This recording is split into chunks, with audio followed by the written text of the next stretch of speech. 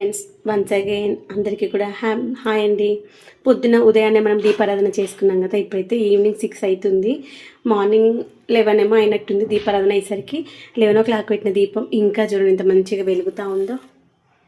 ఇవి పెద్ద దీపాలు, అఖండ దీపాలు 2. ఇక్కడ బుజ్జి దీపం, ఈ యొక్క బుజ్జి దీపం కూడా ఇంకా వెలుగుతూ ఉంది. ఇంకా ఆయిల్ ఉంది, ఇంకో 1-2 hours ఉంటుంది. మనం ఏంటంటే దీపంలో వత్తి కొంచెం చిన్నగా పెట్టుకున్నాం అనుకుని మంచిగా ఉంటుంది. తర్వాత ఇలా ఈవినింగ్ వరకు ఇలా మెరుగులాగా వస్తాయి కదా, వీటిని కొంచెం క్లియర్ చేసేస్తే మళ్ళీ దీపం మంచిగా వెలుగుతుంది. లేదంటే అట్లే ఉంచేసామనుకోండి దీపం అంటే కొండెక్కుతుంది. అవి అలాగే లోపలికి అనేస్తే ఉంటుంది.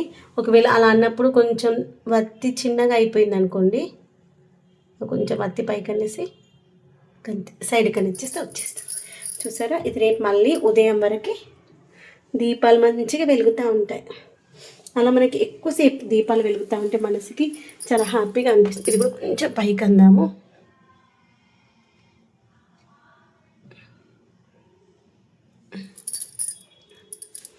ఇప్పుడు మళ్ళీ హారతి ఇచ్చేసుకుందాం. ఈ యొక్క దీపాలు అలానే పెట్టేసి రేపు మార్నింగ్ మాత్రమే తీస్తాను. మీకు చెప్పాను కదా, మనము దీపాలు అనేటువంటివి ఈ యొక్క పిండి దీపాలు క్రాక్స్ లేకుండా ఉంటాయి. ఈవినింగ్ వరకు కూడా చూడండి ఇంత మంచి క్రాక్స్ ఏమైనా వచ్చాయా, ఏమీ రాలేవు, అలా ఉంటాయి అన్నమాట మంచిగా. ఈవినింగ్ తీసి రేపు మార్నింగ్ తీసేసి కుండీలలో వేసుకోవచ్చు. లేదంటే ఎక్కువ మొక్కలు ఉంటే వాటర్లో వేసేసి ఆ వాటర్ని మొక్కలకు వేసుకోవచ్చు. బయట మాత్రం పాడేయద్దు, లేదంటే పారే నీళ్ళలో కానీ అలా వేయచ్చు. ప్రతి ఒక్కరికి ఈ మధ్య మొక్కలు ఉంటున్నాయి కదా, ఆ మొక్కల్లో వేసుకుంటే అయిపోతుంది. లేదంటే వాటర్లో నానబెట్టేసి మొక్కలు పోసినా సరిపోతుంది. మంచి బలం అవుతుంది మొక్కలకి. ఎందుకంటే ఆయిల్ తడిసి ఉంటాయి. పిండి అనేటువంటిది మంచి మొక్కలకి, బియ్యం పిండి అనేటువంటిది మొక్కలకు కావాల్సినటువంటి అయితే ఆల్కహాల్ అయితే వస్తుందన్నమాట. పెస్ట్లు కూడా రాకుండా ఉంటాయి.